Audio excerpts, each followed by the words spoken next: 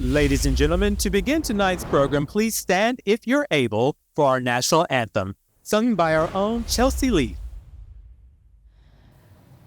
Oh, say, can you see by the dawn's early light what so proudly we hailed at the twilight's last gleaming, whose broad stripes and bright stars through the perilous fight o'er the ramparts we watched were so gallantly streaming, and the rocket's red glare,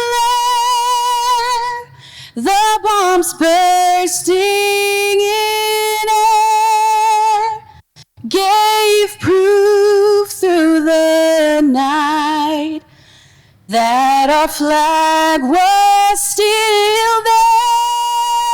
Oh, say, does that star-spangled banner yet wave o'er the land of the free and the home of the brave?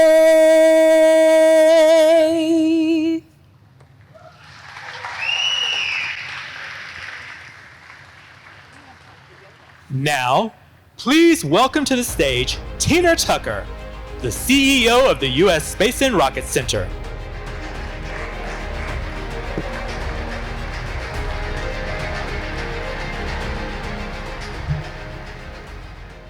Good evening, and welcome to the 2026 Space Camp Hall of Fame ceremony. I'm Tina Tucker, and I've been the CEO of the Space and Rocket Center for a whole 5 days.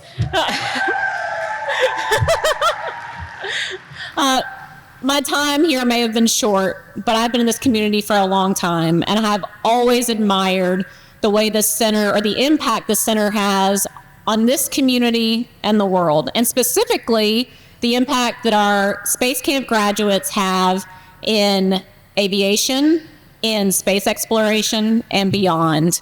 I am excited to join this team and to be here tonight with you and celebrate 4 incredible individuals who exemplify exploration and everything the Space Camp programs strive to instill.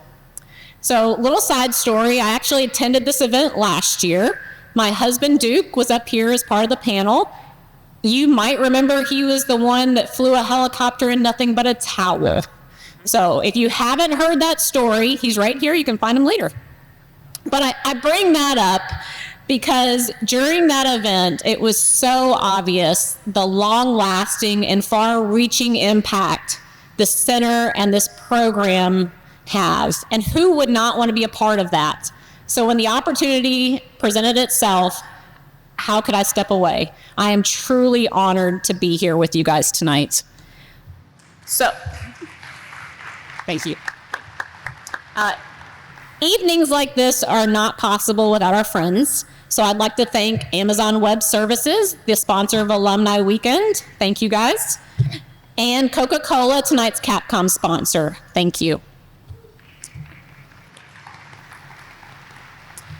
All right, and now I'm going to introduce Heather Nelson, our MC for the evening. Heather is the managing director for the Club of the Future for Blue Origin's nonprofit organization that supports STEAM education. I love that. Heather has 30 years of experience in government, industry, and academia, and previously led Blue's university relations, internship, and early career programs.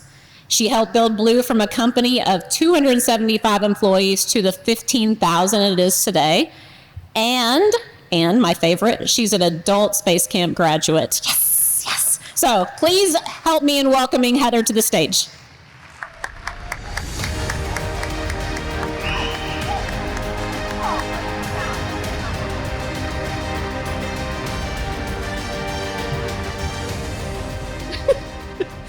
Even Tina is taller than I am. Okay. Good evening, everyone. I'm just so delighted to be here with you tonight to celebrate the legacy of Space Camp in this community as it continues to grow and really thrive. Many of you have heard this story. When I was 12, my mom gave me the opportunity to either go to Space Camp or Canoe Camp for the summer. And I was the dum-dum that picked Canoe Camp. I still don't even know what I was thinking. But while Canoe Camp was good, it taught me lots of great things. I always really regretted not going to Space Camp as a kid. And then I had the lucky opportunity. About 15 years ago, I met Michelle Christensen, who is here tonight. And she shared her Space Camp journey with me. And I mentioned how much I really wish that I had gone. And of course, that's when she said, grown-ups can go to Space Camp. And I was like, what, really? Okay, that's very exciting. And it took me a few years, but she helped me achieve that dream. And we attended Adult Space Academy together in 2016. So huge kudos to Michelle, and thank you so much. It was the most fun 3 days, which many in this room have gotten the opportunity to do that. And now I'm really honored to be able to call myself a Space Camp alumna. Thank you for being here tonight to share that joy and for paying it forward and supporting the next generation of explorers.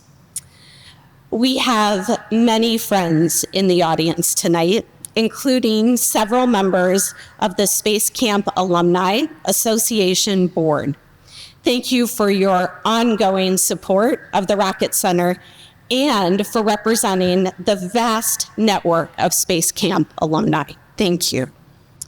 We are also very excited to have many members of the Space Camp Hall of Fame here with us tonight. Please stand as I call your name and remain standing, and will please hold your applause until everyone's name has been called. Dr. Jim Allen, Tim Bailey, Heather Bogsty, Trina Britcher, Dr. Michelle Christensen, John Hecker, Burke Hare, Scott Holcomb, Homer Hickam, Dr. Danny Hackus, Marlon Mackey, Beth Moses, Joseph Pelfrey, Penny Pettigrew, Dr. Siam Proctor, Dr. Jim Rice, Chris Sombrowski, Dr. Tara Sweeney, Ed Van Sice, Vincent Vazo, Aileen Velez Vega, and the birthday boy for the evening, Diallo Wallace. Let's give them all a big round of applause.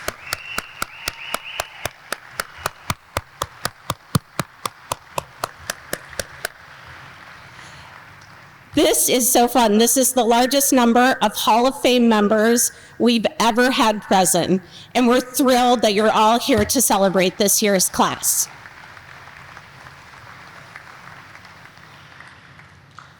On a sadder note, we lost one of our Hall of Fame members this Wednesday, Wally Funk, a pioneering aviator, the youngest member of the Mercury 13, and an adult Space Camp alumna. Wally had a remarkable career that included being the Federal Aviation Administration's first female flight inspector and the first female air safety investigator for the National Transportation and Safety Board. In July 2021, she realized her dream of spaceflight when she flew aboard Blue Origin's first crewed suborbital mission. We salute Wally's passion for exploration and for being just an extraordinary ambassador for space and aviation. And I just want to say, Ad Astra and Godspeed, Wally.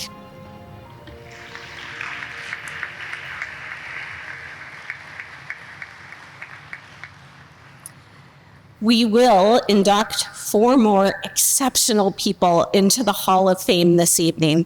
But before we do that, we have an enlightening discussion for you. The Rocket Center is celebrating the Year of the Explorer, and tonight we have 3 extraordinary explorers with us to talk about their journeys, their own journeys from space camp to the stars. We have with us tonight Dr. Iman Jahangir, Beth Moses, and Chris Sombrowski. Iman is a cardiologist at Vanderbilt University Medical Center, an author and a speaker, and an astronaut who flew on Blue Origin's NS-26 mission. Iman also attended family space camp with his son Darius and is a great friend of the Rocket Center and Space Camp. Beth is a professional suborbital astronaut. She is the mission lead for Purdue One space flight and is a Purdue professor of aerospace engineering. She has worked aboard 6 suborbital space flights for Virgin Galactic and is slated for her 7th next year. She previously served as extravehicular systems manager for the International Space Station at NASA. Beth attended adult space camp while she was a college student at Purdue. And Chris is a former space camp counselor, a U.S. Air Force veteran, and was the mission specialist on Inspirations 4 orbital mission in 2021. He currently works at Starfish Space and is an active advocate for STEM education. He also shares his story with our space camp students as one of our astronaut speakers. Let's welcome Iman, Beth, and Chris to the front.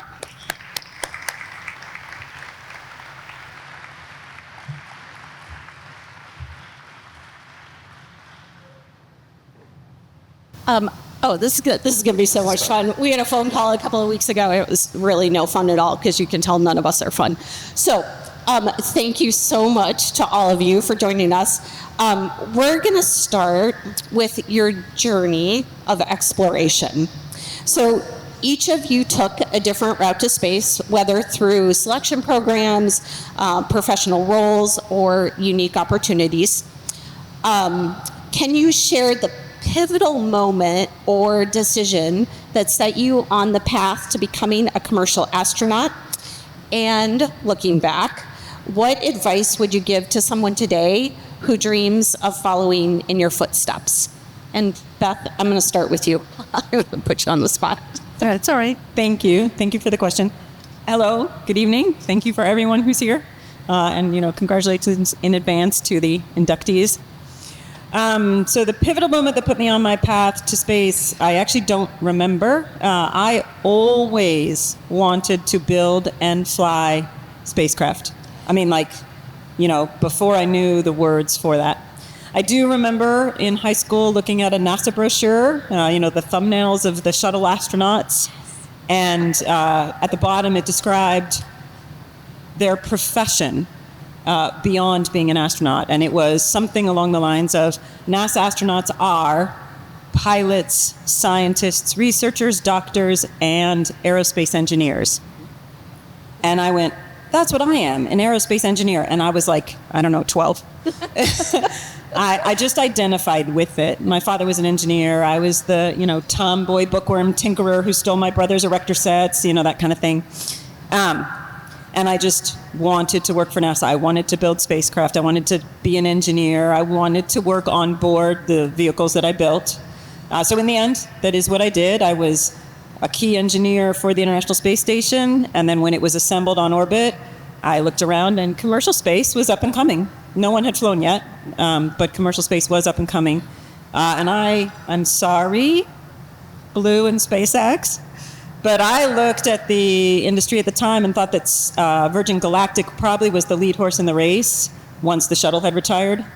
And I also thought that maybe I could help that horse go faster. So I left NASA and joined Virgin Galactic and helped build their spacecraft. I designed and tested the cabin, the customer cabin in the spacecraft. and then was ultimately selected essentially as a flight engineer for 6 different flights.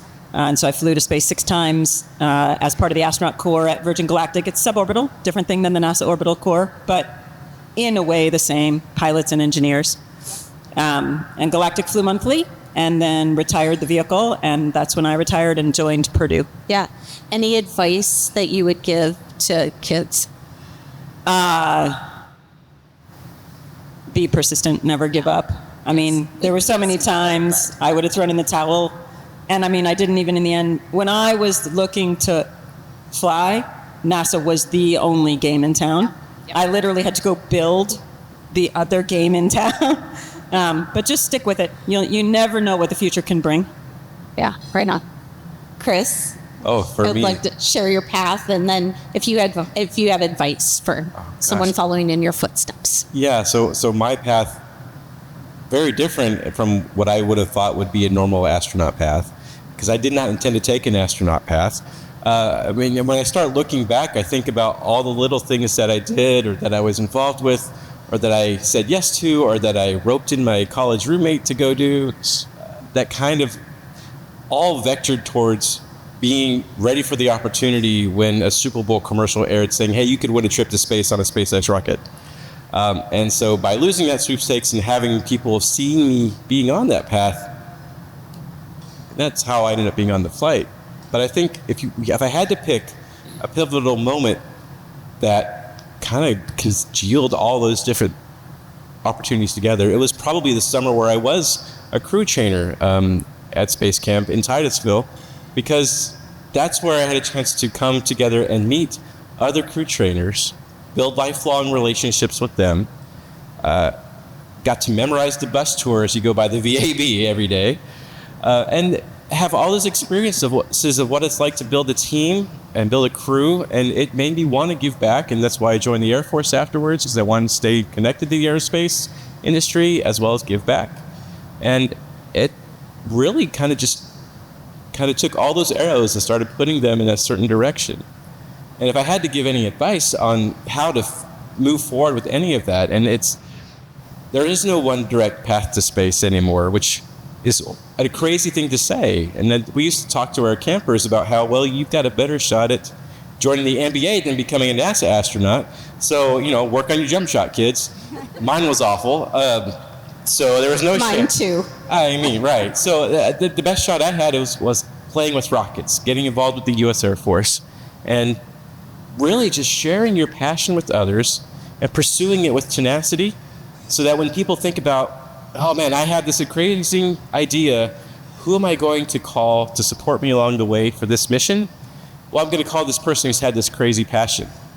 And that's how I ended up on Inspiration Forward. Thank you so much. Iman? Space centers. This space center, actually. I remember, so I'm from Iran. I moved here when I was 4 to Nashville, very close by. And I remember the bomb sirens living in Tehran, probably like we have now, again, unfortunately. But I remember them as a kid, and I remember running down to the basement with my parents because they'd go off. And it wasn't until I came to the U.S. and then about 6 or 7 years old came here with my family that I realized rockets could do something else. It wasn't just like destruction and, they could send humans to space, which was pretty incredible. But at the time, I was, Iranian kid, I'm looking at the NASA Corps. There weren't a lot. There are now. Woohoo! And I didn't think it was realistic, so I went down the doctor path.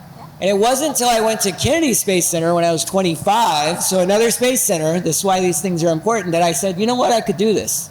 Why can't I be that astronaut? And so that's when I started trying with earnest. And I applied with NASA in 2009, became a finalist with a few people that are in this room.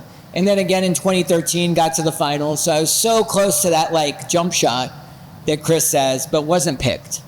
And then Inspiration 4 came around, and I remember sitting in the car because my friend Cyan, who's a dear friend who's here, hadn't told me she'd gotten picked yet because she was probably under an NDA. And I'm driving with my wife, and I hear on NPR that Cyan Proctor is flying to space. And I said, what?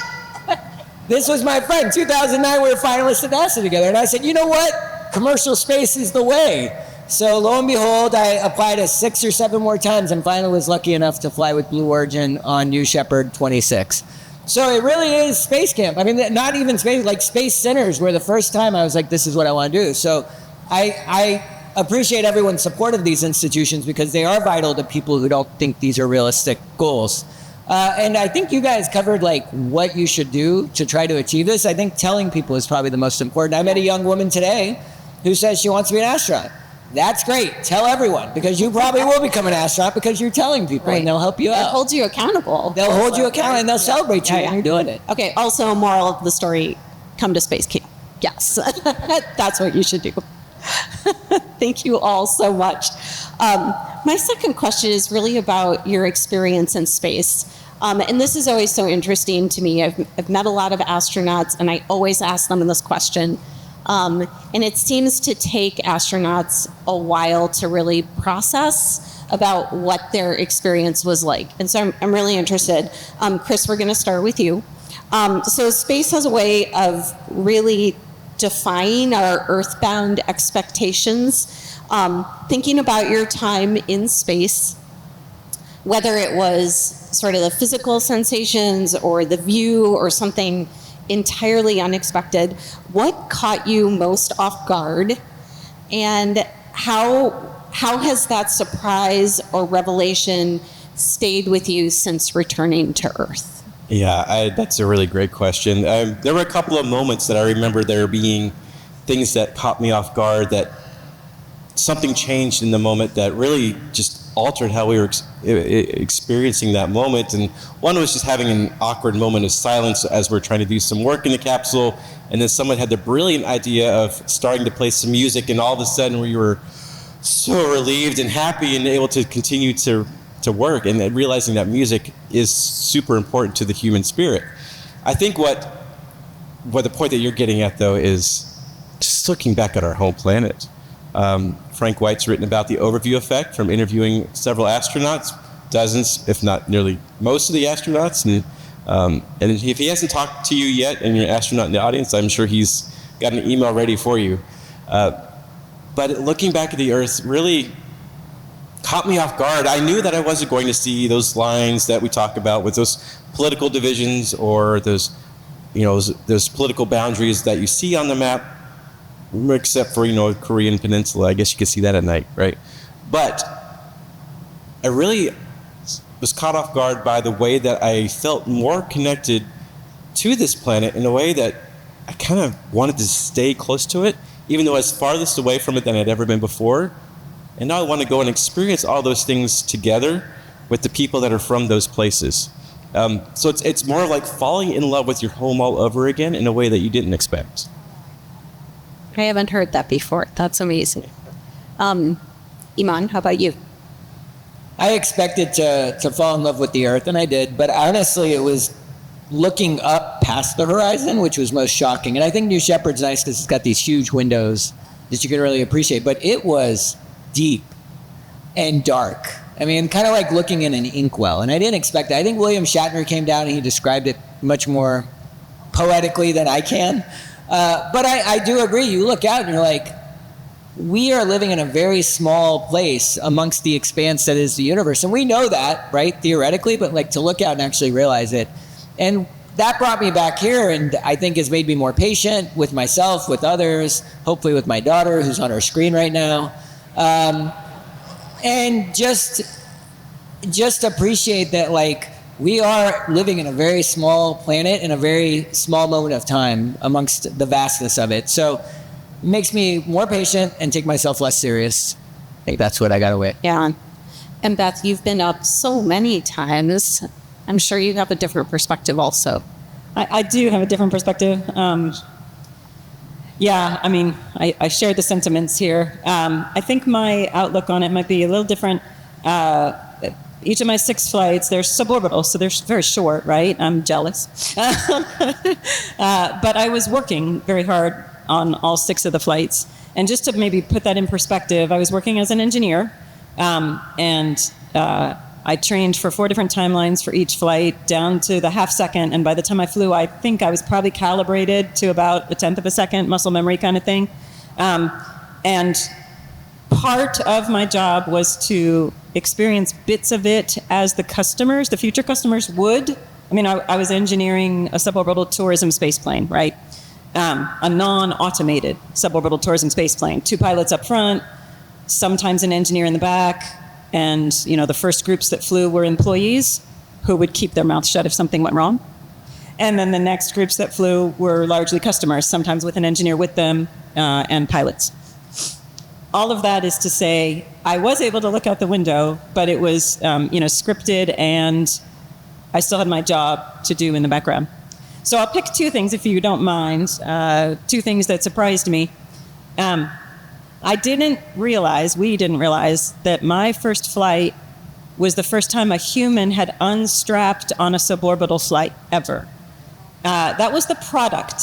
Virgin Galactic was selling, fly unstrapped, forgive me, your you-know-whats will float up and you'll have a great time, right? That was like the marketing video. Your child's here, I'm so sorry. She's got her head.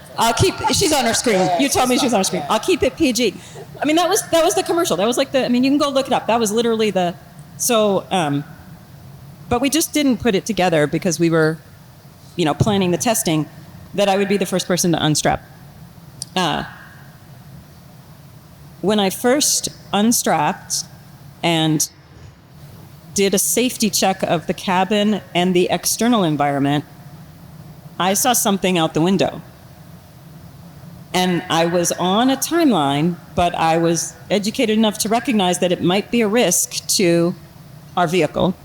So I stopped and I watched it and I assessed it and concluded that it was no risk to the vehicle. And I also concluded that I didn't need to flag the pilots. So the pilots are strapped in the front. They can't see behind them. They have a little mirror, but they can't, they couldn't see it. I could because I was in the back looking out the customer windows, right? And then on the ground afterwards, we looked at the video. We figured out what it was, silica ablating off the engine. And so then we could train customers for that. What we said, what the company probably still says, I don't work there anymore, is just to pretend it's sort of like you're inside a snow globe. But I was the first one to unstrap and realize, is that a danger? So that surprised me. We hadn't noticed it, the company. The pilots that had flown the flight before, which was the first flight to space of Unity, hadn't noticed it. Nobody on the ground in post-processing. It turns out it happened every time Unity went to space, but nobody saw it until I saw it and went, oh, I didn't say it out loud. Shoot. Yes. Oh, PG. Sorry, PG. Sorry. So that was the first thing. And it was just a flake of silica that was of no risk. It wasn't going to contact the nose. I didn't need to inform anyone, but I assessed it as the engineer on board. And then the second one was, I suppose, in a similar vein. The first test objective of that first cabin test that I was honored to be selected to perform was to discover the unknown unknowns.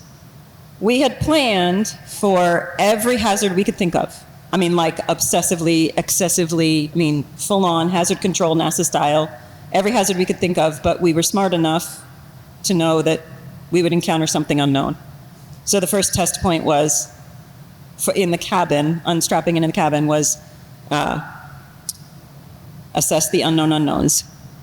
And the one that stuck out the most to me during the flight was the effect of the RCS engines on the cabin and the person, me, in the cabin. And I will do your daughter the service of being... GG. No, being simple in how I describe it. One of the test points for the pilots was to evaluate the RCS system. So Such, I flew with Mike Masucci and Dave Mackay. They were in the cockpit. Such was on the RCS hand controller purposely doing his test points, and I was floating in the cabin doing my timeline. And just before I was beginning my strap-in, he fired the RCS jet. And I am grossly underestimating that I got a spaceship kiss.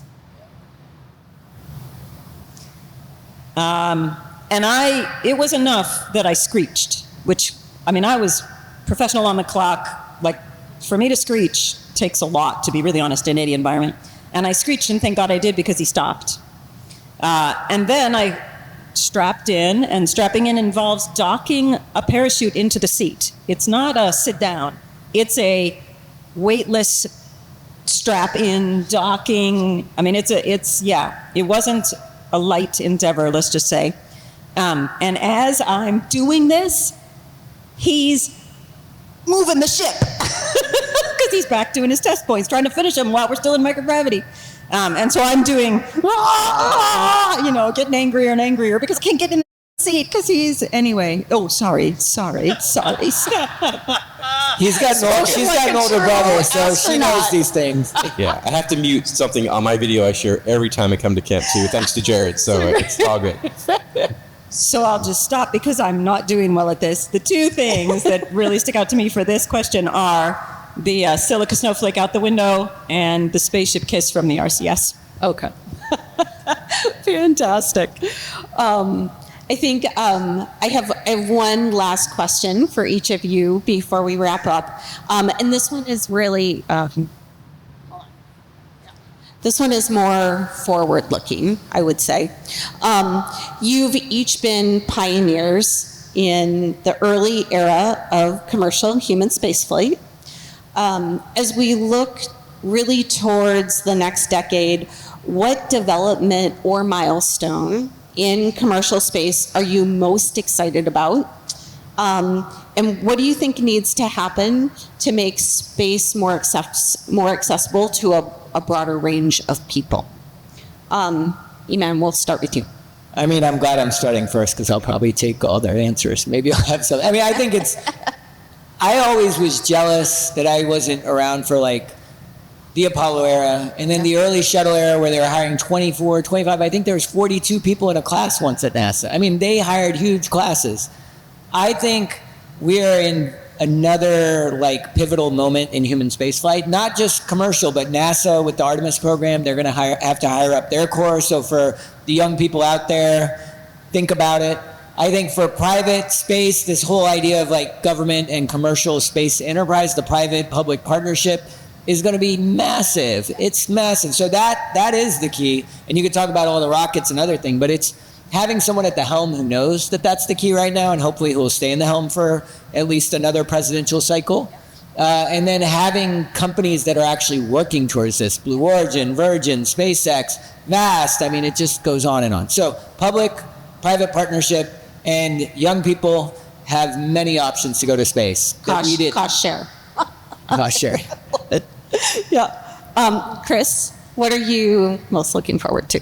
Yeah, I think what I'm looking forward to most is that as we go forward, we're in an entirely new era of the space industry, and we're recreating a new place. Well, space, if you look at space in a different way, if you look at it as just another place to do business, it's another geographical location, then all of a sudden that opens up different ideas, and I'm excited to see the space economy open up in a way where we reimagine how we go to space with our satellites, especially if we can service them once they're up there or refuel them once they're up there, if we can deorbit them once they're up there or move them around with high delta V maneuvers on orbit.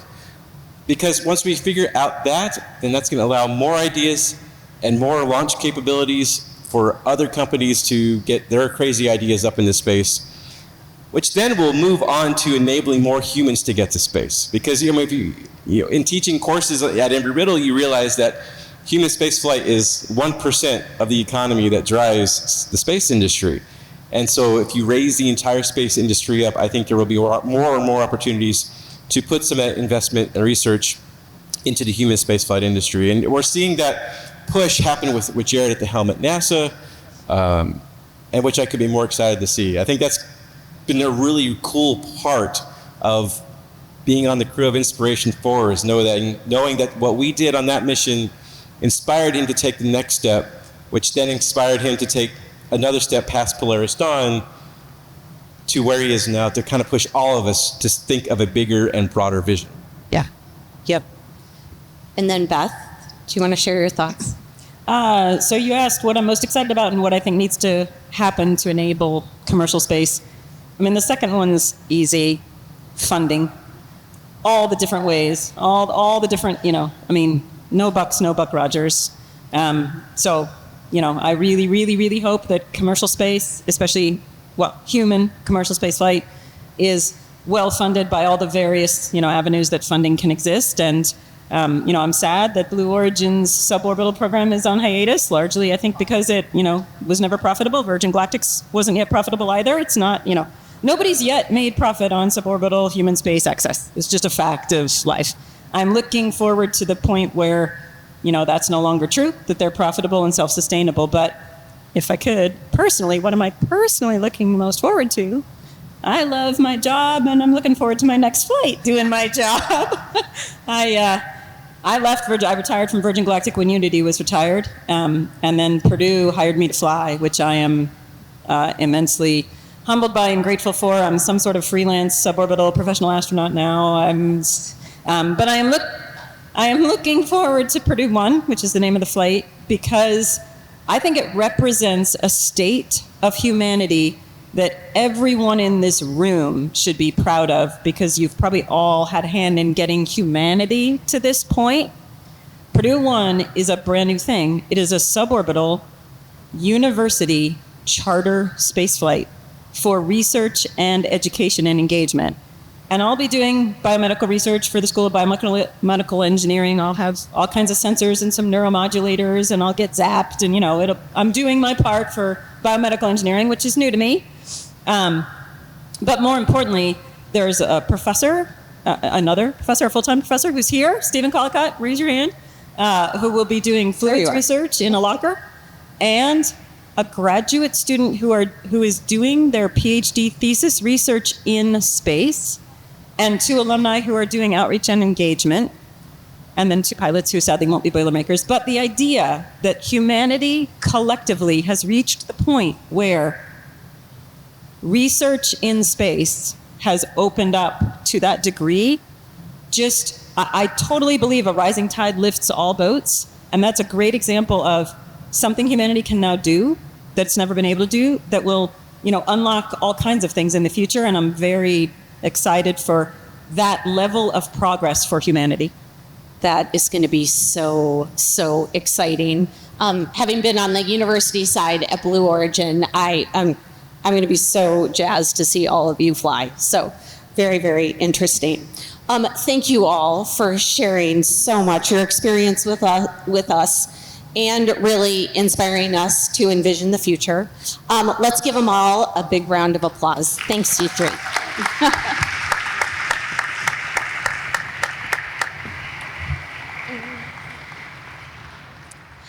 We're here tonight largely because of the vision of 2 people many years ago. One had the idea of creating a program to get kids excited about space and to inspire them to become astronauts, engineers, and scientists. The other made that dream a reality. Of course, that was Dr. Werner von Braun and Ed Buckbee, the first director of the U.S. Space and Rocket Center, and the person who opened Space Camp 44 years ago this summer. Thanks to Ed, many of us have had the joy of attending Space Camp and Aviation Challenge, and now robotics and cyber camps.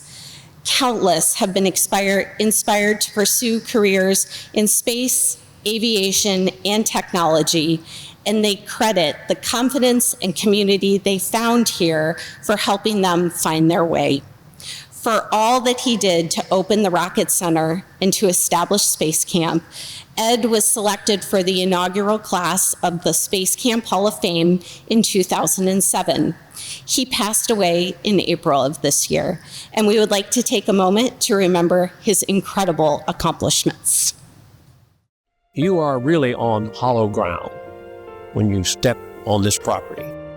This is not just a little local museum. This is an internationally acclaimed collection of America's spaceflight hardware. Ed Buckbee spent much of his life promoting the accomplishments of others. Hello, I'm Ed Buckbee, Director of the Space and Rocket Center and U.S. Space Camp in Huntsville, Alabama. He worked in the orbit of aerospace luminaries such as John Glenn and Dr. Werner von Braun. But it was his singular vision and passion for educating the future that made him a luminary in his own right. Born Edward O. Buckbee on September 15, 1936, he first set foot in Huntsville, Alabama in 1959 as a second lieutenant in the United States Army. Upon transitioning to civilian life in 1961, Buckbee became a public relations specialist at NASA Marshall Space Flight Center. Then in March of 1968, his life forever changed when he was appointed director of the then in development Alabama Space and Rocket Center, now known as the U.S. Space and Rocket Center. The space program doesn't belong to the president or the Congress. It belongs to the American people. And they want to learn about our space program. Just 2 years later, the museum opened to great success, with Buckbee making public appearances on multiple news and talk show programs.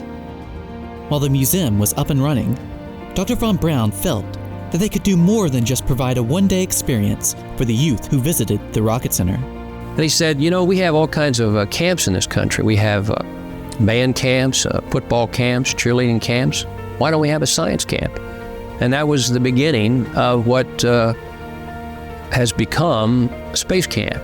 In 1982, Space Camp opened its doors and immediately captured the imaginations of the young at heart who dreamed of going to space. Space Camp is an opportunity to look into the future, to understand the space program, and hopefully get excited about becoming involved in it. We like to say we teach the right stuff at Space Camp, but the right stuff in our case is the fact that we like to teach leadership, self-confidence, and decision-making. So we're looking at a unique group of young people who will carry our flag into space in the future and truly be the space-flying generation. Over the time that Ed Buckbee led the U.S. Space and Rocket Center, the museum and its Space Camp programs brought international acclaim to the city of Huntsville, the state of Alabama, and the United States of America. After steering the ship for 2.5 decades, Ed Buckbee retired in 1993. I guess my greatest thrill will be the day that one of those space campers climbs aboard that space shuttle and flies into space. That will have made it very worthwhile.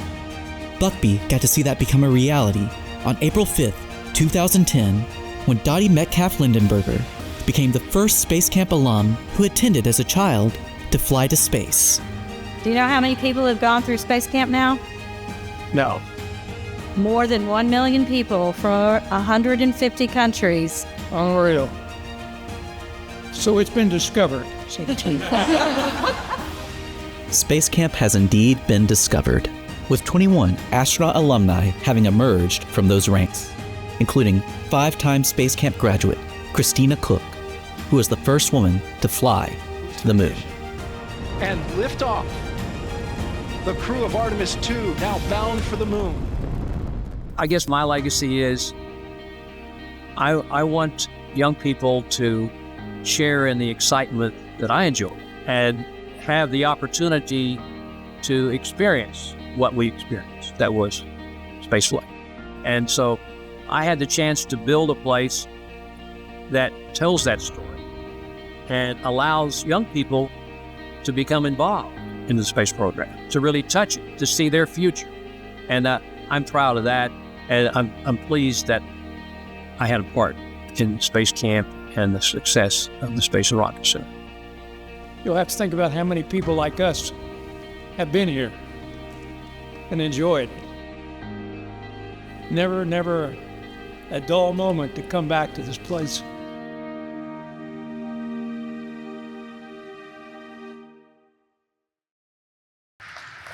It is now time to induct the 2026 class of Space Camp Hall of Fame. Tonight's first inductee into the 2026 Hall of Fame is Mark Dreiling.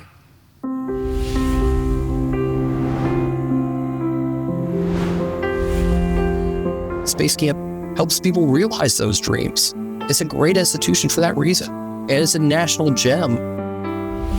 Mark Dreiling has always believed in service. Growing up on Air Force bases, he developed an early interest in aviation and space. He liked to look up at the stars and dream of what was possible. He is a space fanatic, is a good way to explain Mark. And he is nothing but a champion for any activity happening in space. In 3rd grade, Mark was living in Montgomery, Alabama, and heard about Space Camp. He knew he wanted to go, but his parents said he would have to pay for it. It took him nearly 3 years, sometimes depositing as little as a nickel in the bank, but he finally was able to attend in 1990. At Space Camp, he earned his Space Exploration Merit Badge, his first on his way to becoming an Eagle Scout. When Mark went to college, he took what seemed like a left turn to some, majoring in political science. But for him, it really wasn't. He had been interested in politics since childhood, seeing the impact they had on the sciences. Mark is the most earnest person I have ever met, being sincere, serious, and deeply honest about whatever it is. He's such an amazing man. He is so caring and thoughtful. After college, Mark followed in his family's footsteps and entered the military. Unlike many who joined the Air Force, Mark didn't want to be a pilot. He wanted to work in space.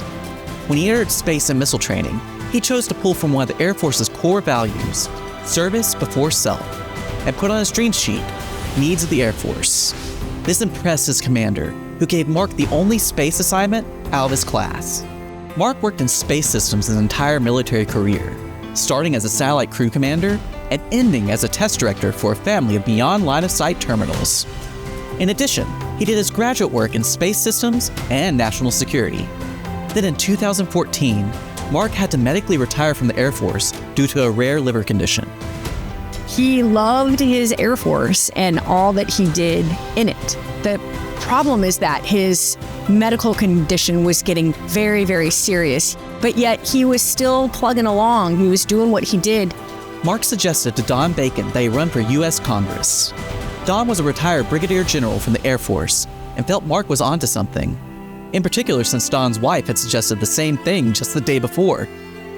Mark was Don's campaign manager, and when Don won and moved to Washington, Mark moved with him to become Congressman Bacon's chief of staff.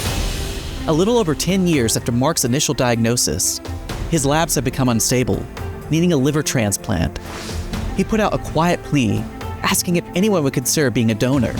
What I have to say next is that the internet exploded with people who were lining up to donate their livers to him. And this included my husband. Never believing in limitations and barriers, Mark underwent surgery and within 8 days was back at work, helping bring about change wherever he could. Over the last decade, he has built a reputation as a tireless champion and advocate for the U.S. Space Force and the Guardians who serve in our newest military service. He helped create law that helped support the Space Force, so Mark Dreiling helped create the Legacy Guardian Act. But perhaps Mark's most important calling is the impact he has had on mentoring so many young Americans in seeking a career in public service. What has always really impressed me about him is his desire to help bring up the next generation, to be a role model to them. Whether it's from his career with the Air Force, his time on Capitol Hill, or his volunteer work with the Scouts of America and the Space Force Association, Mark has certainly helped make the world a better place through his service. Mark, my life is better and richer because of you. And there are countless other people who believe the very same thing. You have made an outstanding choice in recognizing a great American for his leadership and accomplishments in advancing Space Camp's vision of inspiring the next generation of leaders.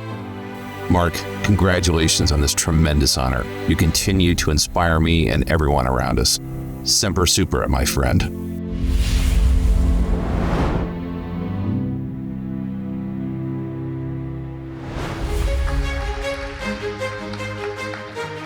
Please welcome to the stage, Mark Dreiling, Space Camp Hall of Fame inductee. Inducting Mark are Hall of Fame members Tim Bailey, Trina Britcher, John Hecker, Homer Hickam, Marlon Mackey, and Dr. Tara Sweeney.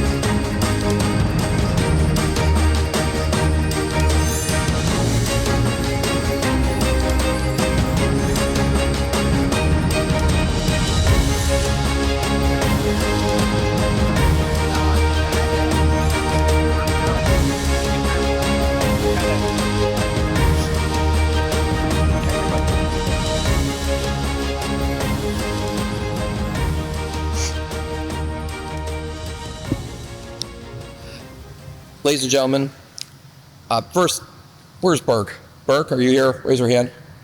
You were right. I got teary-eyed. You called it, 100%. I want to start, first of all, by thanking the U.S. Space Camp, the Alumni Association, and the U.S. Space and Rocket Center for this honor. This is truly humbling to be among such an extraordinary group of people here. And I also want to thank, in the audience tonight, my parents, who've put up with a lot over the years, as well as several other important people to me in my life at the table. Colonel Reeves and her husband, Colonel Larry Reeves, so Jennifer and Larry Reeves, thank you. You've had such a tremendous impact on me. A good friend of mine, Chris Reed, who we've known each other since 1989. He was an older scout in my scout troop, West Point grad, great American. You know, he set a positive example for me early on, and I think he was maybe even a little surprised yesterday at just how much I remembered from way back then. But, you know, I've been fortunate in my life. I've had a lot of good mentors, and Colonel Felix Ungerman and his wife, Katina Ungerman, thank you so much. He's my former deputy chief of staff, the person who got me home from the hospital after my surgery, and has just, he and his wife have been a rock to me. So I'll try to make my remarks brief, but when I think about this particular honor, for me, it's quite an honor to be inducted also on what is the 250th anniversary of our country, of this great experiment that we have. And our American experiment is truly fascinating, because if you think about this, what's been at the core of this for over 250 years is this belief to challenge boundaries and to take risks and to do things that people say are impossible. That's really been our story since the very beginning. And that's always required courage. And courage does make the impossible possible. I look around today, I speak at various universities at times, and I ask people, you know, are they optimistic about the future or pessimistic? And a lot of people tell me they're pessimistic at times, and they wonder if our best days are in front or behind us. And I tell young people in particular, I said, there's always going to be those who are going to try to paint a bleak picture of the future. This has happened throughout every generation. There's always people who are going to warn about a future of less opportunity, less hope. And they're going to say we should limit ourselves, that we shouldn't explore what's over that hill. We shouldn't push to improve or exceed ourselves. We should just settle. But what I'll tell you right now is what you see around here would not exist if we surrendered to such opinions. I would not be here personally if we listened to those views and if we didn't exceed ourselves. They talked a little bit about my medical story, and I'm very open about that. And part of the reason I'm open about that is because when I think about 100 years ago, 100 years ago, space travel would have been, you know, fiction to people. Also, transplant science would have been fiction. 300 or 400 years ago, probably would have been witchcraft. But I stand here today as someone who, there's nothing like what I am in nature. Nothing exists like this in nature. But I stand here today because of the genius and compassion of other people. Colonel Larry Reeves, I do want you to stand up for a second. Please stand up. Colonel Larry Reeves is one such example. He was one of the many people who tried to donate a part of their liver to save my life. You know, what an amazing thing it says about his character and about the character of so many others, that they would be willing to put themselves in grave danger, that they would think about this. It was a premeditated decision, and I would like it if we could give him a round of applause, and anyone like him. Sir, thank you. Thank you. But when you think about it, individuals like me and transplant patients in general, we are truly a testament, a living embodiment of how far we have come. Through many other people, they've turned, for me, death into a fighting chance to live. And when I think about today in this world, I mean, I meet young people. I met a young kid a while back. He met me and he said, well, you're like me. I said, yes, I am. They allow you to have a job like this in DC? I didn't know how to respond at first. because what it told me was there were people sending him a message that his future is full of barriers. But I told him, I said, the only limitations really in life are the ones you're willing to accept for yourself. So reach for the stars. When I look at Space Camp, I came here, 1990, small kid. The pictures didn't reveal this as much, but this podium would have been taller than me. You know, I came here as a kid, and this place inspired me. My first merit badge, space exploration, on my path to Eagle. I've always looked at Space Camp and scouting as being tied for a lot of reasons. And then I go on, I become a space operations officer. And so I see this as a pathway. But it's a pathway not just for me, but for so many other people. Space Camp is a crown jewel, not just for the state of Alabama, but it's a crown jewel for this country and for the world. When I look here at this community, I see from grade school to grad school, the Huntsville community is producing leaders for the future. You're serving the region, you're serving our country, and you're building leaders who will inspire more future leaders. The impacts you're having on kids.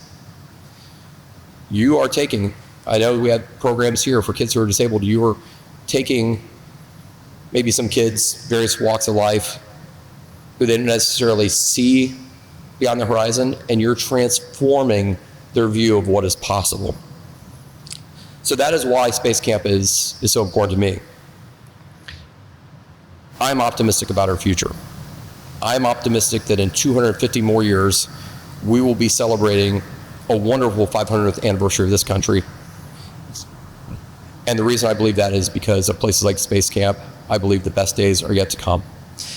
Thank you very much, ladies and gentlemen. Thank you for indulging me as I want to say a few words. And congratulations to the other inductees.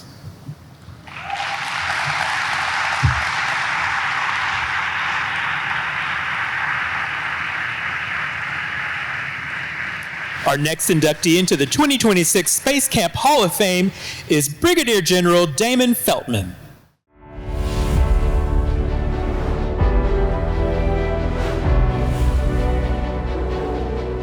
I tell people all the time, it started here in Huntsville, that Space Camp really was the catalyst for me. As a kid in South Haven, Mississippi, Damon Feltman would pretend to be an astronaut, laying on the floor with his feet propped up on the couch, assuming the same position as the astronauts do on liftoff. While astronauts were heroes for Damon, no one had a bigger impact on where he would eventually go than his Aunt Rebecca. She nurtured this crazy idea that I had about doing space stuff. Every summer, Damon visited his aunt and uncle in Scottsboro, Alabama, and every summer, his aunt would take him and his sister to visit the Alabama Space and Rocket Center. When Space Camp opened, she knew it was where Damon needed to be. Damon's dad was doing odd jobs for her, and she said that if Damon would help him, she would pay for him to go to Space Camp. And he did. He went in both 1983 and 1984. Space Camp, that's where space became real for him in a really big way. It just sparked something in him that continues this day. Like, space became his mission. I can credit Space Camp with teaching him that space is a team sport, and I'm almost certain that that experience also helped him develop his own personal leadership narrative. Damon had been reading books since he was young about the early astronauts. He saw the engineer to pilot to astronaut trajectory as his way of achieving his dream. His first stop was at Mississippi State, where he started in engineering school, only to realize that engineering wasn't where his strengths were. So he got a degree in information systems and quantitative analysis instead. With engineer off the table, Damon could still become a pilot as he commissioned in the U.S. Air Force after college. However, that was right as the first Gulf War was ending and the Air Force was scaling back their number of pilots. All flight assignments from his class were canceled, and Damon had to fill out a new dream sheet. Even if his dream of being an astronaut was seeming even more unlikely, he was going to find a way to work in space. So on each desired assignment, he put space as his option, igniting a 31-year military career. I don't know of anybody more passionate and focused at expanding and improving our nation's space capability than Damon. He sees challenges not as roadblocks, but as goals. One of the things that Damon is truly good at is being able to understand things at a tactical and a very strategic level. And that is evident by the many positions of leadership that he's held very successfully. He's one of those people that can just sort of calmly explain a very complicated issue to everyone in the room. Over the years, Damon has been a crew commander for Defense Support Program satellites, a squadron commander for one of 2 units that oversees GPS, winning the Air Force Chief of Staff's Team Excellence Award, and wing commander over 13 concurrent space missions. He often teased astronaut friends that even though he didn't become an astronaut, the selection pool for Space Wing commanders was even more selective because there were only 6 space wings in the DoD. Damon is a great leader. And like a lot of leaders, he is incredibly disciplined, he is driven, he is determined, and he has incredible attention to detail. But when I think about what really makes him remarkable at what he does, it starts with his family, his wife Wendy and his 2 sons. As the U.S. Space Force began to take shape, Damon helped stand up the Operations Directorate. Damon retired from the Space Force as a Brigadier General in 2023, then moving to Huntsville. When I stood up the Space Force Association, I called him and I said, Damon, I need help. And so without hesitation, he said, hey, how can I help? He stood up the chapter right there in Huntsville, Alabama for the Space Force Association and turned it into a remarkable organization. As president, Damon helped grow the Huntsville chapter from half a dozen people to over 200. He also helped set up the world premiere of the Space Force Planetarium film, Always Above, here at the U.S. Space and Rocket Center's Intuitive Planetarium.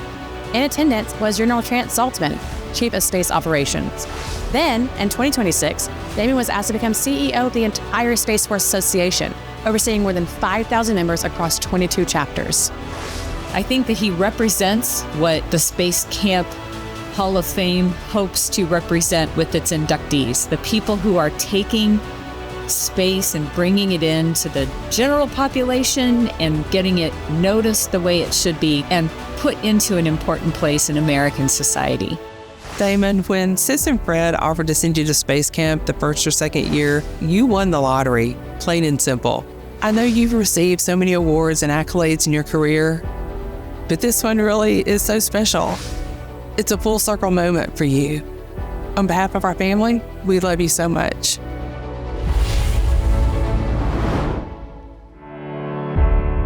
Please welcome Space Camp Hall of Fame inductee, Brigadier General Damon Feltman. Inducting Damon are Hall of Fame members Burke Hare, Heather Bogsty, Chris Zimbrowski, Beth Moses, and Vincent Vazzo.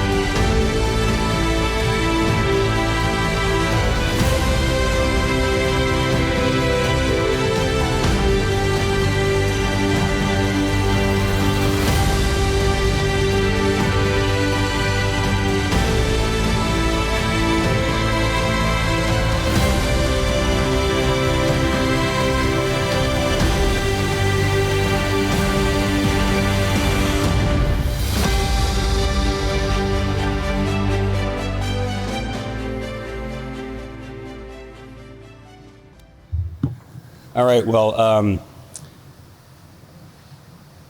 one of the challenges of having prepared remarks is that you don't get to see the video beforehand, and so your prepared remarks may or may not fit at all. And I'm telling you that my prepared remarks don't fit at all. So, hack, I'm making it up as I go along. So, that was amazing, and thanks to the team that put that together. Thanks, Nicole, for the kind words. Sure beats you standing on top of me and pounding me in the face in the dirt in the front yard. That's my older sister. So over the past, weeks and months, as this kind of built up, you get asked a lot of times, hey, when did you first come to space camp? And I came here in 1983 and 1984, so the second and third year that it existed. But I'll say that actually I've been at space camp from the beginning of this place. So the museum opened in, I think, 1970, but like 1973-ish was the first time we came here. As the video said, my Aunt Rebecca, she and Fred lived over in Scottsboro, a little while away, and we would come here as a kid. So I remember when it was the Alabama Space and Rocket Center, and when this magnificent thing was sitting in the backyard on the very back edge of the property. And Dad would tell the story, and it's 100% true, that like on our first visit, you come out here and I'm like at awe of all this stuff and just going berserk. I was like 4 years old. And in the back corner, this is right at the back doors, I still remember it pretty vividly, at the back doors of the museum as you're getting ready to go into the rocket park, there was a Mercury capsule kind of thing. It's kind of like a carnival ride-ish kind of thing, but you climb in it and you push the start button, and has a little screen in the center console, and it's a countdown of like one of the Mercury flights. And when it hits 0, like the whole thing stands up on end and it's kind of shakes. And for a 4-year-old kid had been like rambunctious all day, and your dad saying, "I'm going to send you to the moon," when that thing stood up, I was like, "Oh my God!" And I'm spilling out of it. I don't want to go. I don't want to go. I don't want to go. That was a mistake because I did want to go. But so when I say that I've been here kind of like all my life, I've been in this place kind of all my life, and I got to go to space camp a couple of times. So being up here right now it's humbling, and it's cool. It's really cool. So I'll say that. The video covered a whole swath of things, and I don't mean to repeat it all. So I'll start with this. When I look back over the arc of my professional life, my professional career, the thing that stands out the most is just how unbelievably fortunate I've been through it all. Space camp gave me bearing and direction, and it put me on a path that became a superhighway, and it allowed me to do things that I'd never ever imagined I would do. I told folks a lot when I was in the service. I was a poor dumb kid from Mississippi who managed to win the lottery, and I've done some fascinating things that I just never would have done had I not come here. For example, by 23, I was running missile warning and weather satellites. A few years later, I was controlling GPS, which, believe it or not, at one point earned me a personal thank you letter from Elon Musk. I got to work on planetary defense, asteroid intercepts, microsatellites, missions out to the Earth, Sun, Lagrange points. So I was talking to somebody earlier tonight. I knew about Lagrange points before those were cool, and that was for a solar physics mission that I got to work on.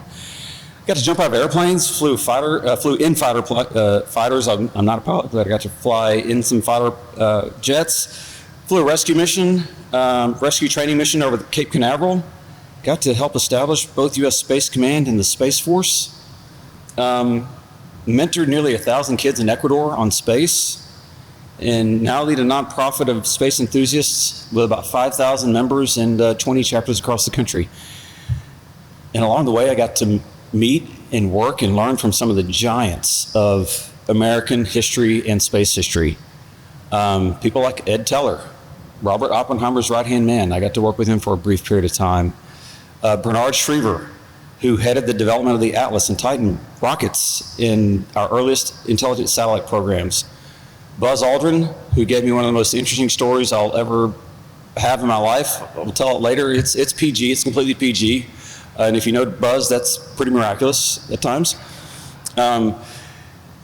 Let's see, Jim Lovell. I got to support him at the Space Symposium, and I got a signed book from Jim Lovell back when Apollo 13 was coming around. Pete Conrad, I met him at White Sands when he was flying reusable rockets before Elon made them cool. So the Delta Clipper program. And then probably one of the most eclectic people ever, a gentleman named Pete Worden. And if you've ever read the book from Ashley Vance, When the Heavens Went on Sale, the front half of that book is the testament to Pete and how he helped become the catalyst for our modern space economy. And I worked for Pete as a lieutenant and captain. So those are the famous names, but I also got to work with incredible people that you'll never hear about, I don't think. Some of them were on the film. But these were the kind of folks who made you live out the proverb of iron sharpening iron. The list is long, but I'll just name a couple of them. There was Jerry, Karen, Pam, Frank, KM, Drop, Dirt, Gimmel, Shades, and Hippie. And Hippie Wolf, Bill Wolf, he's the one who nominated me and got me standing up here in front of you today. So thanks, Hip. But most of all, for those of you folks who are in the room here who are military, I got to do the two coolest things ever. I got to command space missions. I was a commander. And that is such an amazing level of trust that the government gives you. And to do it in this mission was amazing. First time 70 great Americans for the 19th Space Operations Squadron operating GPS. And then a couple of years later, 1,500 space professionals doing a dozen missions as the commander of the 310th Space Wing. So I don't bring all this up to say, hey, look at me, look at how cool I am. Actually, it's just the opposite. I'm holding up a mirror. Because everything that I mentioned, all of it started right here. And I'm grateful. Surprisingly, it almost didn't happen that way. There were lots of things that kind of pushed me off track. The videos hit a couple of them. I'll give you one since we have an aerospace engineering professor here in the room with us who spoke on the stage earlier tonight. So I was an aerospace engineering student at Mississippi State. Charm and good looks got me through high school. It did not get me through engineering school. In fact, after midterms, my aerospace engineering professor said, maybe you should consider not coming back to my class. That was a hint. Those were his exact words. So I took the hint. I changed majors that day, but it never took away my passion for working in space. So here I am 40 years later, getting to look back on what has been a pretty awesome career. And I get to be here with my family and some friends and to be honored with the Hall of Fame induction. So I've said many times that this place has been a catalyst for me. It's the spark that got me moving. When I came here, you hear the story time and time again, a lot of energy, a lot of excitement about space. And this place kind of helps make it real for a young kid. You know, I was 12 and 13 years old, a young boy. Space was a fun thing. It was a daydreamy kind of thing, and here you kind of suddenly realize that it's a real thing. And from that point on, that it just never left my mind that I wanted to be in the space business.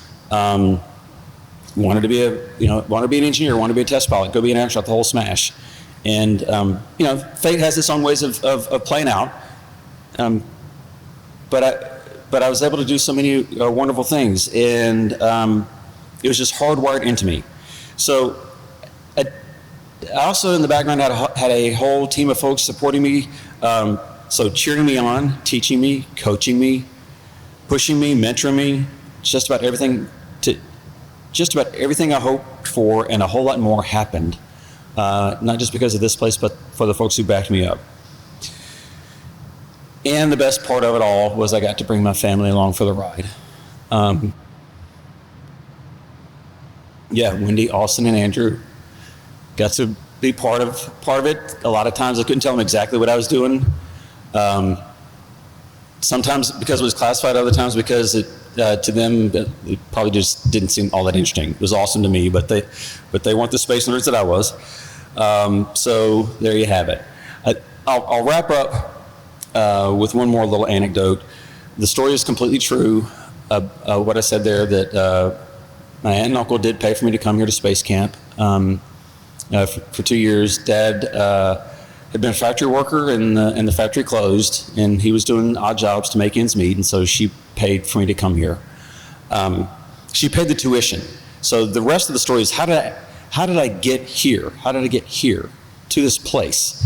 My grandmother's farm was on West Alabama, so Mom and Dad drove me there, and from there to here was my Uncle Tony, who's sitting over at table 16. So he was dating a young lady from Huntsville, Annette, and she's sitting right next to him now. So really, how did I get to Space Camp? It was Tony and Annette. They picked me up at my grandmother's and brought me here. So thanks everybody for indulging me for a few minutes. So grateful to have this honor, and have a great night. Thank you.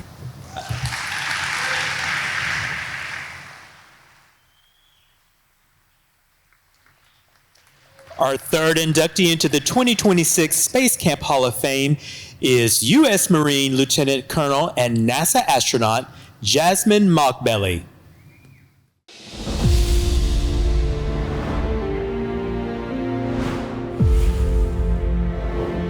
I still wake up every morning and it feels like a pinch me moment to think that I'm actually an astronaut right now. Jasmine Mockbelly was in 6th grade when she had to do a book report on a biography. Interested in the stars, she chose to do a report on a book about the first woman in space, Valentina Tereshkova. Her mother even made her a matching astronaut suit for the presentation. This sparked Jasmine's desire to be an astronaut. The daughter of Iranian immigrants, Jasmine grew up on Long Island in Baldwin, New York. It was clear to those who knew her as a child that she would one day do big things. You could see that this child was very special in many ways and always helpful to the other students. She was a born leader. She is one of the most outstanding students that I've had. Jasmine's brilliant. She is one of the smartest people I have ever met. And yet she doesn't wear her intelligence as something that is a barrier. She is incredibly accessible and talks to anyone, literally talks to anyone.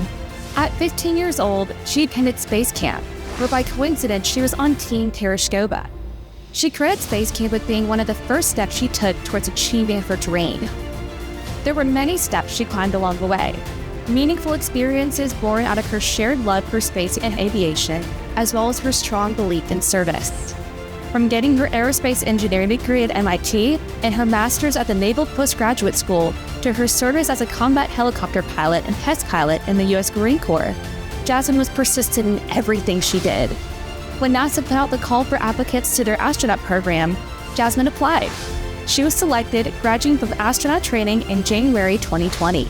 Dependable, compassionate, intelligent, resilient, and fierce. For all these reasons and more is why Jaws is the perfect crewmate.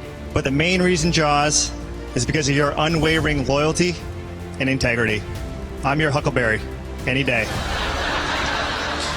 Ladies and gentlemen, your newest astronaut, Jasmine Mockbelly. When someone says they want to be an astronaut, you're like, okay, cool, all right. But she did it. And I think that who Jasmine is, her determination, her story as a woman whose family is from Iran, as someone who has come through so much adversity, someone who is a woman in the armed services, she is someone whose story is amazing. Jasmine was assigned as commander of SpaceX Crew 7 for her first spaceflight, launching in August of 2023. She spent 199 days living on board the International Space Station. In the small box of personal items she was allowed to bring with her to space, she brought a space camp patch to remember that first step she took when she was a teenager. Even in her personal life, space camp has played a role with her first bonding with her husband, or with the fact that he too went to space camp as a child. She needs to be inducted so that other young girls can look at her and say, wow, Jasmine did it, and so I can. You are an inspiration to me. You have never met something that you haven't overcome. And I love you deeply, as do so many other people, and you are deserving of this honor. And I hope you enjoy every moment. And I cannot wait to just celebrate all of the moments with you, whether you're on Earth or in space. Thank you for being my friend. I love you very much. Congratulations, Jasmine, on joining the Space Camp Hall of Fame. I love seeing proof of how big dreams and hard work can lead to such deep fulfillment and contribution. As a former camper myself, I am sure that current and future generations of space campers will be inspired by your example. You've been a Marine, a leader in the astronaut corps, a combat helicopter pilot, a teammate on the International Space Station, a commander of a Dragon spacecraft, and a spacewalker. Plus, you've demonstrated excellence in every role. Most of all, you're an amazing friend, coworker, and family person. I can't wait to see what you'll do next. It's my honor to say again, congratulations. Please welcome Space Camp Hall of Fame inductee Jasmine Mockbelly. Inducting Jasmine, are Hall of Fame members Joseph Pelfrey, Penny Pettigrew, Dr. Cyan Proctor, Dr. Jim Rice, and Ed Van Sice.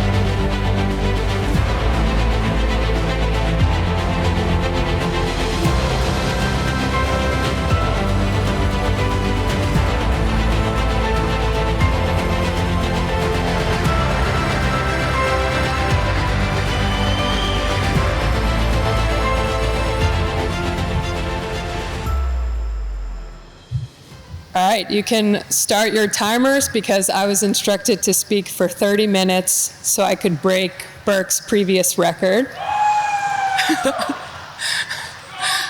I hear you've been carrying that one for a while, so. Thank you to Penny, Ed, Cyan, Jim, and Joe, as well as Emily and Lise, who's been wrangling my family around.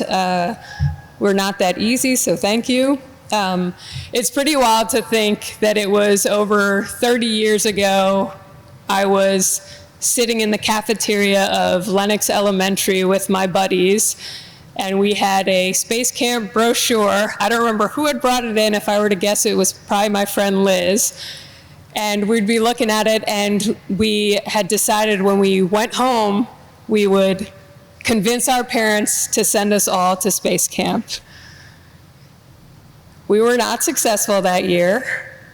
It was actually not till about 3 years later that I kept asking my parents, and eventually did go to space camp. You know, as you saw in that video, I think I was around 15. And it's just crazy to think about.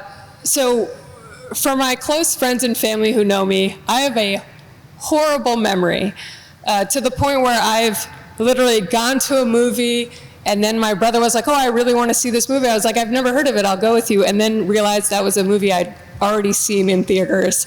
But the fact that I have so many memories from my time here at Space Camp 28 years ago, I think is a sign of how impactful it was for me. I remember riding Space Shot, now Moonshot. I'm glad I got to go on that again. That was amazing.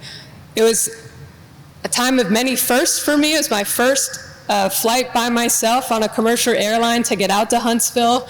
And I remember when I got off the plane, one of my first thoughts was, these people have a funny accent, because I grew up in New York. And then I got to, you know, visit a lot, you know, as we toured today, and a lot has changed, but some things have not changed. And as soon as we walked back into the habitat, I had a vivid memory of them putting us, you know, in groups on the floor, breaking us into our crews, and then assigning us to our rooms.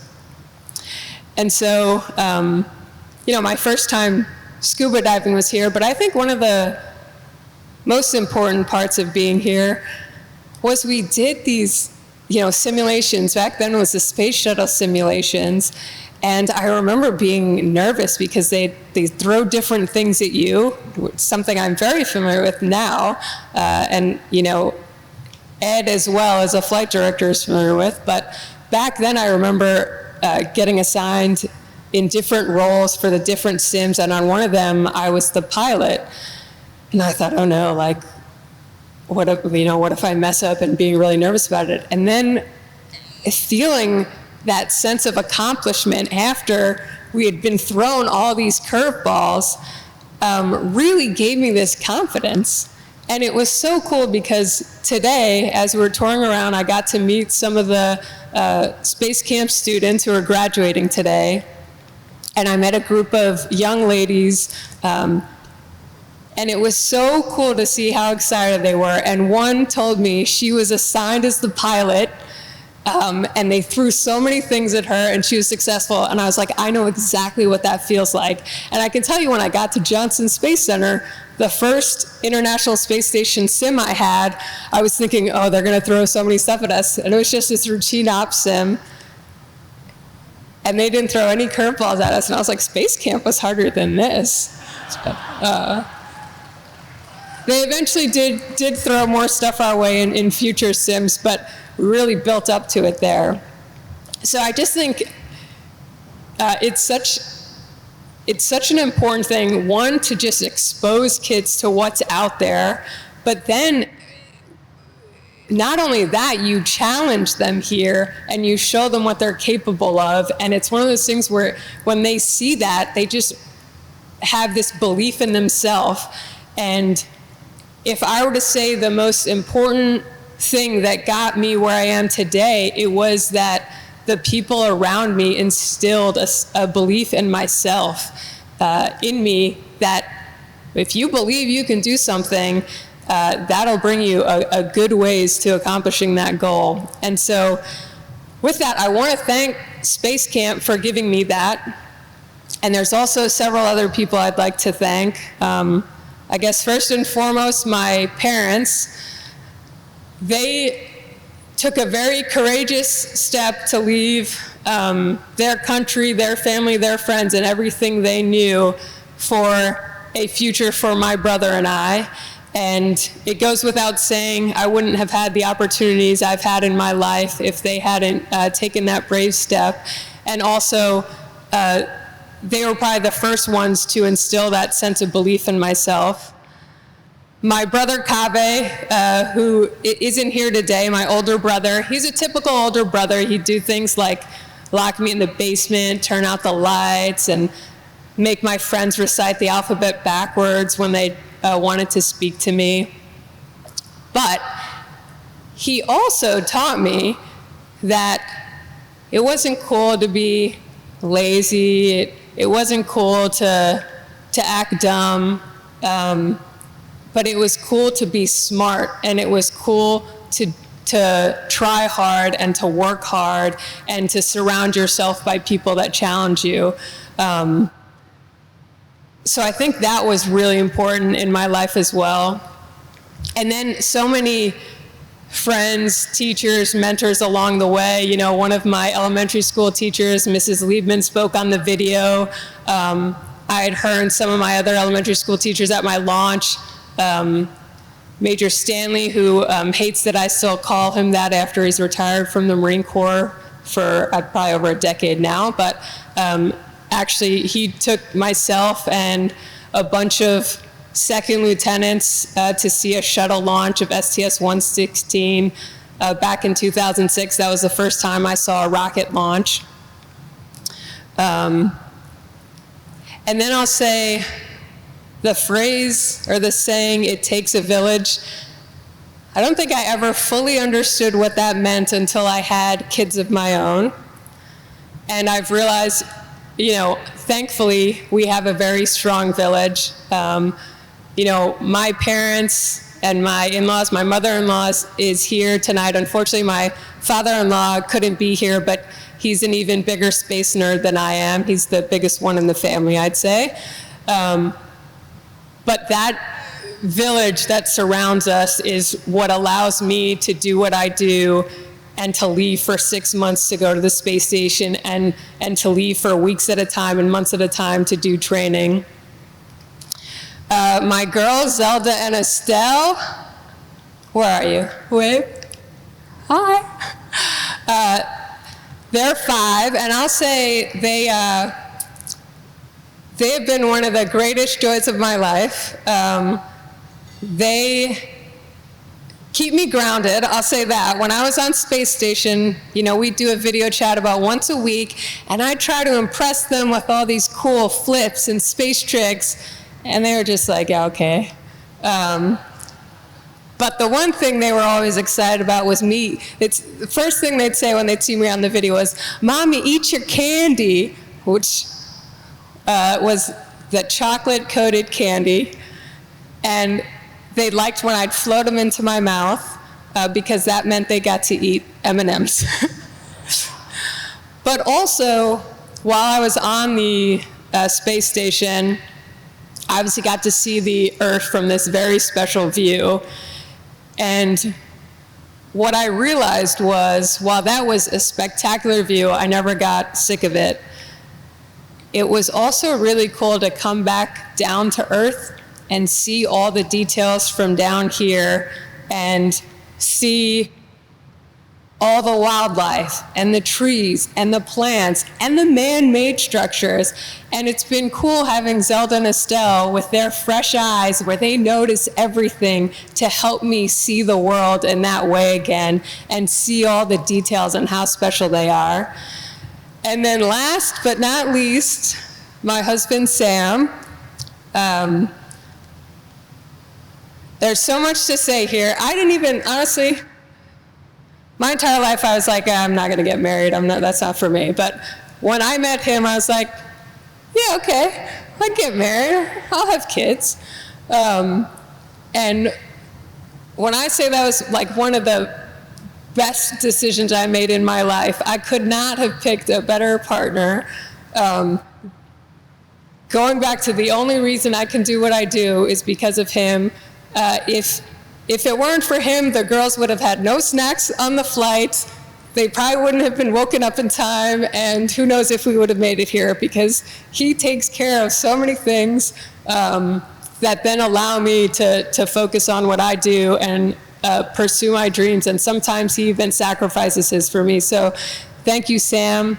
And the last thing I'll say is to Mark, Damon, and Julie, I am honored to be a member of this induction class with you. Congratulations. And I feel like we've got a bond for life over this now.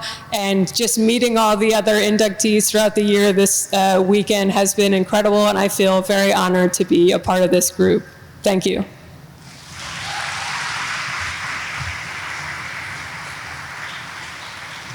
Our fourth inductee into the Space Camp Hall of Fame is Julie Savage.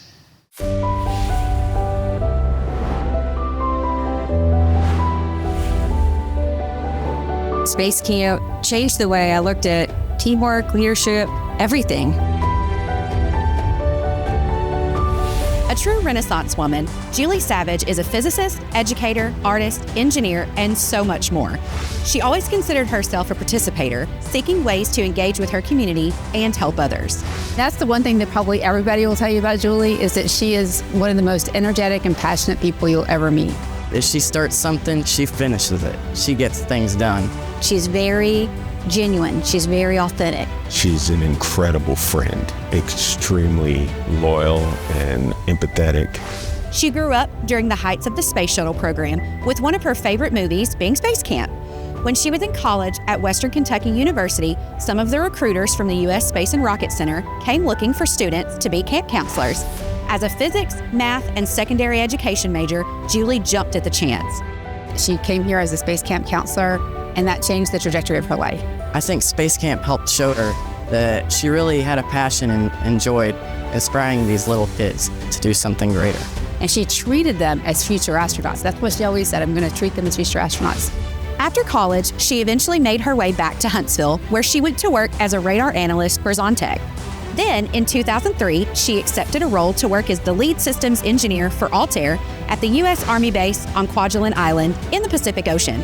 This role brought her even further into the world of space and defense operations, planning and executing mission ops for local launches, tracking long-range missile tests, and supporting daily space ops. She is a big believer in protecting our armed men and women. And that's one of the reasons that she was such a passionate worker on Kwajalein. I call her the super professional, right? Like, she's on it. She taught me one phrase that I really like, that I use a lot now. It's like, I don't want to be right, I need to get it right. I think that's how she approaches most of her life. While on Kwajalein, Julie developed an interest in photography. That started a pursuit that led to getting her Master Photographer and Master Artist degrees, and starting her own photography business. She also taught dance classes for more than 1,000 kids over the course of her time living on the island. In 2018, she returned to Huntsville, now working for Leidos as their Director of Growth, Space Platforms, and Threat Sensors. As always, Julie finds ways to participate in her local community. Julie is a critical part of our education committee with the National Space Club. She has been part of our team for several years. She has a passion about giving back, about educating, about being part of a team. Of course, the most important role for Julie is that of being a mom to her son, Wiley. She sees that if she can push her son and just expose her son to all these different situations. I mean, heck, he's on the side of the table we are at the, umbrella rocket tables learning how to make these things. Well, she's always said if she can teach me one thing in life, it's to raise my hand. So growing up with her, I think I learned that I should raise my hand and I should do all these amazing things. Even if it doesn't sound exciting, there's something you can get out of it. And it all comes back to Space Camp for Julie. She still credits Space Camp with her learning the ability to teach, lead, and stand up and deliver. I'm more proud of you now than at any other. The Space and Rocket Center and the Space Camp Hall of Fame, y'all got a good one. You got a jewel, and she's going to take y'all far. Congratulations, Mom. I'm so proud of you.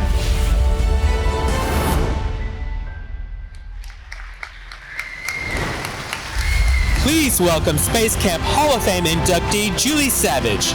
Inducting Julie are Hall of Fame members Dr. Jim Allen, Dr. Michelle Christensen, Scott Holcomb, Dr. Danny Hackus, Aileen Velazega, and Diallo Wallace.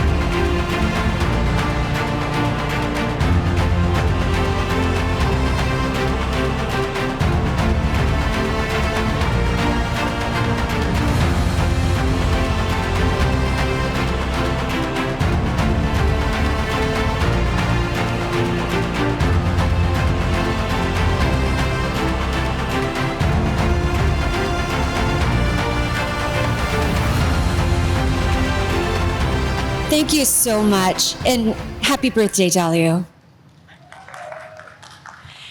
I've had such a wild variation in jobs and roles in my life. I've been a truck driver. I've run the fastest McDonald's drive-thru on this side of the Petrova line. Amaze, amaze. I danced on ESPN with Western Kentucky University. I've been a high school physics and math teacher, dance teacher and coach, radar flight test director and lead engineer on Kwajalein, lead singer for Stonefish Rock Band, master photographer and artist, and best mom ever. Nobody's fighting me for that title. And 30 years ago, in 1996, I landed the coolest job in the universe, Space Academy Level 2 counselor. I knew it would be life-changing to work with the high school kids, teaching them how to be shuttle astronauts, and it really was. I didn't get to go to space camp as a kid, so not only was I excited to work with the kids, I was excited to experience all that space camp had to offer. I tell Wiley, as he mentioned in the video, that if I only get one piece of advice to pass to him as a mom, it is to raise your hand to participate. Say yes. There are so many amazing things to do and give to in this world. Go in with gusto and excitement, and you will constantly surprise yourself. I say yes a lot. I've tried playing roller derby. I've danced in Bollywood, went skydiving, bungee jumping. Passing on the spirit, now I get to watch Wiley play baseball, having the courage to get up on the mound and pitch. He's gone to space camp twice. He plays in a rock band, competes for math team, travels fearlessly, and he volunteers and speaks at Space Club, and who knows what's next as he enters high school. Since I started this 30-year orbit as a space camp counselor, I'll share some thoughts and stories. One lesson I've carried with me for 30 years is this: never underestimate your influence. Every counselor and person in this room can ignite a spark in a young person. A comment, a challenge, a word of encouragement, a belief in someone's potential.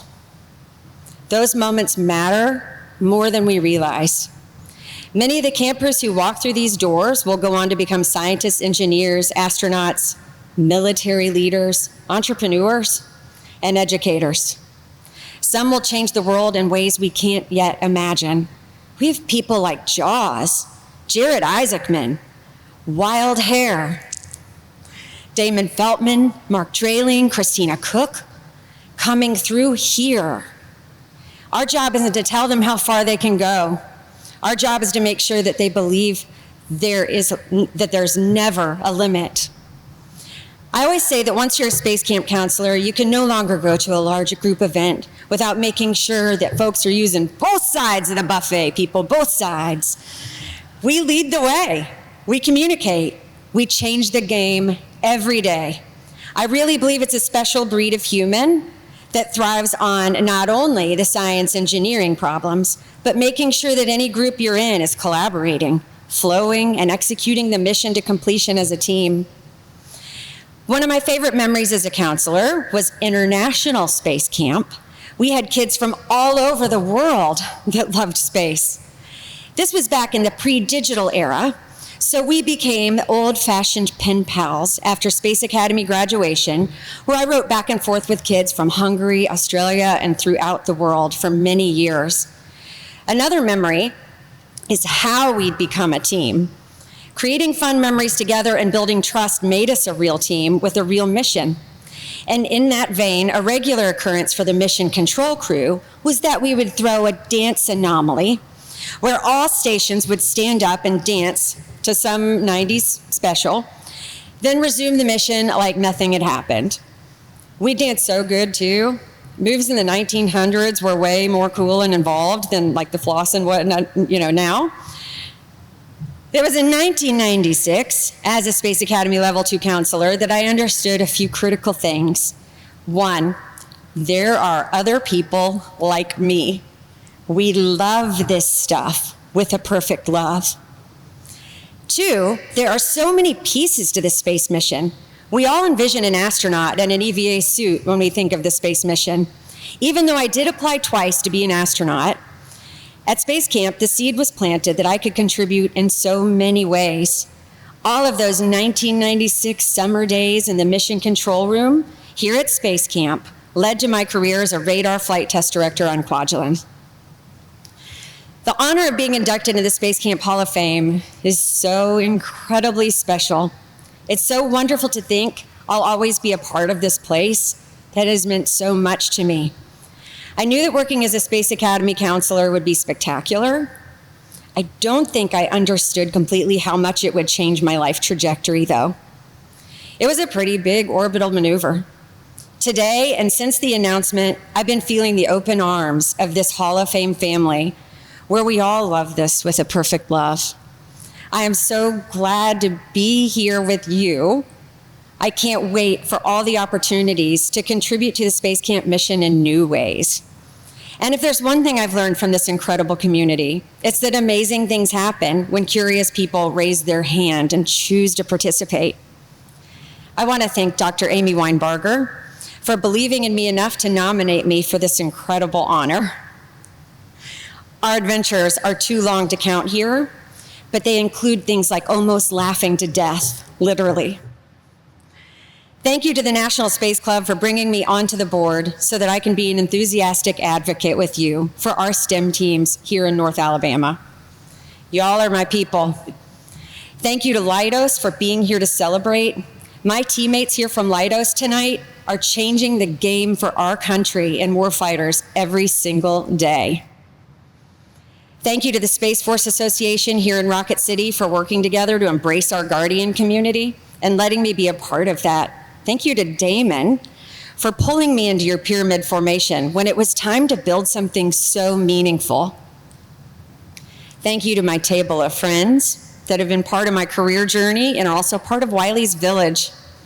And my mom, who approaches all of life with joy, fun, and laughter. I'm eternally grateful.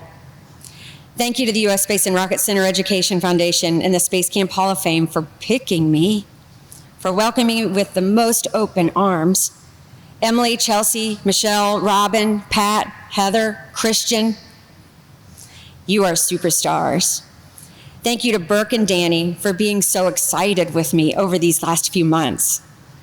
To all the counselors who survived summer after summer on enthusiasm, mission simulations, cafeteria food, and very little sleep, thank you. You make summers here unforgettable. Most importantly, I want to thank Wiley. He knows I've got him, and I know with certainty he loves me and has my back too. I'm the luckiest mom on this side of planet Earth. Thank you for the insane adventures and laughter, Wiley. Let's go science the heck out of some things, shall we? Thank you.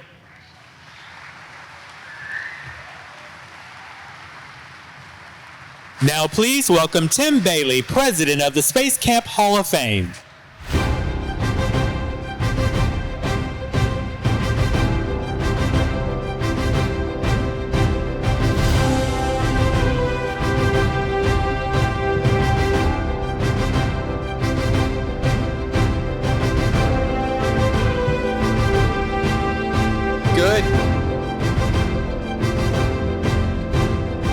Gotta wait for the music to stop.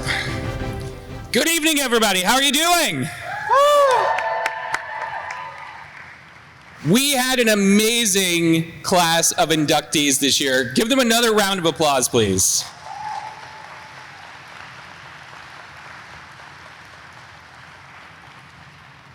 First and foremost, I will say, please, if you go to the I-4 building tomorrow, be careful on the high ropes course. That's not how I did this, but it's very dangerous up there, and you need to listen to all of the instructions from the instructors. I love being here at Space Camp, and it is my honor to be the figurehead for this Hall of Fame group. I cannot say the leader because it is a group of leaders, both in industry and community and here at the Rocket Center.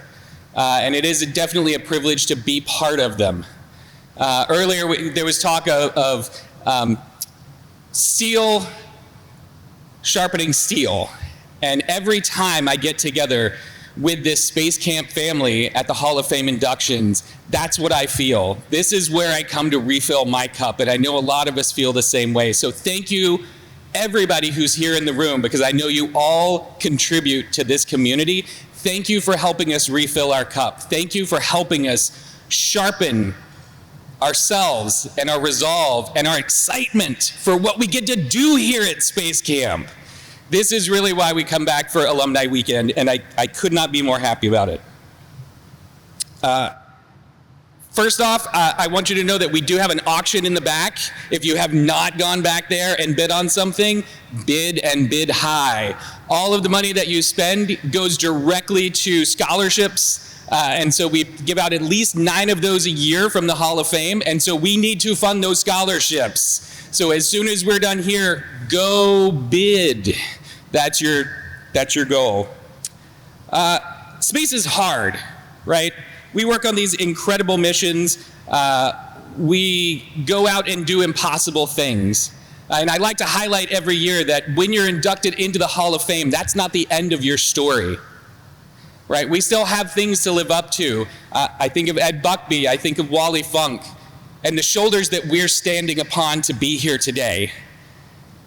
And we still have a responsibility to be the best set of shoulders we can for the next generation going forward. That doesn't end on this stage. And I'm so proud to see so many of our Hall of Famers doing things like circling the moon, becoming NASA administrator, We've got people that are flight directors moving on to operating the moon bases that we're going to have. We've got new operations centers here in Huntsville that are operating satellites just 3 miles down the road, Burke will tell you, that are all because of Hall of Fame members. And every time I'm here, I'm inspired to go out and try to do newer and bigger things in my life too. So I appreciate all of you for being here. I appreciate everyone who supported all of these incredible inductees in their life. Thank you.